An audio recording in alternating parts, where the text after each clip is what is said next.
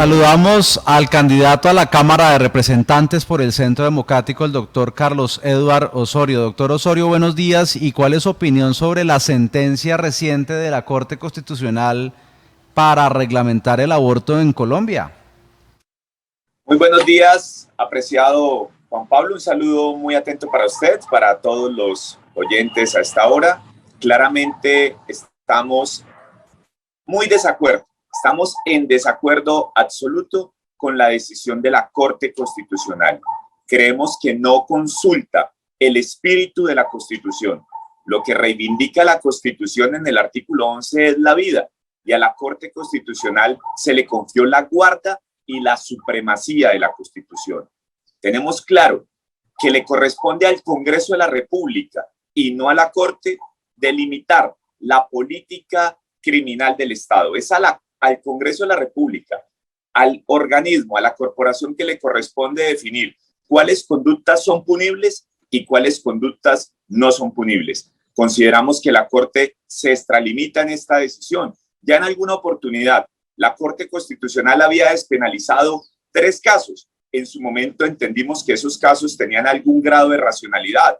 Cuando el que estaba por nacer, el naciturus, era fruto de una violación, o cuando estaba en grave peligro en la vida de la mujer, o cuando existía una malformación congénita.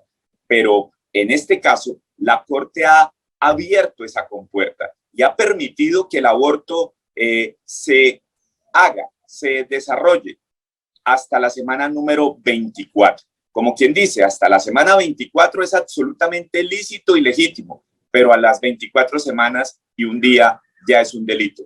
Creemos que la Corte Constitucional no tiene esa competencia y, como lo he venido diciendo en las reuniones donde me invitan, la Corte Constitucional también tiene sus límites, y es que el poder real lo tiene el pueblo. Seguramente el Congreso de la República tendrá muchas dificultades para revertir esta decisión de la Corte, porque el Congreso de la República no está por encima de la Corte Constitucional, pero la Corte Constitucional no está por encima del pueblo.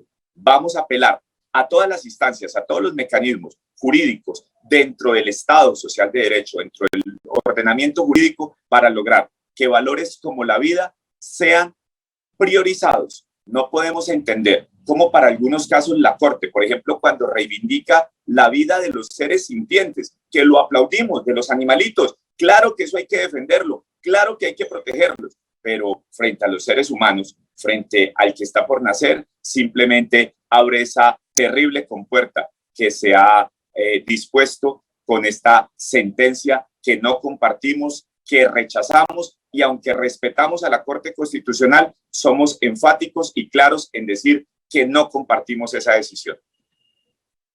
Indica para que usted, como congresista, por ejemplo, si gana las elecciones el próximo 13 de marzo, presente un proyecto para poder reversar esta decisión y que no haya un choque de trenes entre legislativo y judicial, porque entiendo que es al Congreso al que le corresponde y le compete cualquier legislación en Colombia. ¿La Corte puede sobrepasar esta línea delgada que hay para poder corregir este hierro?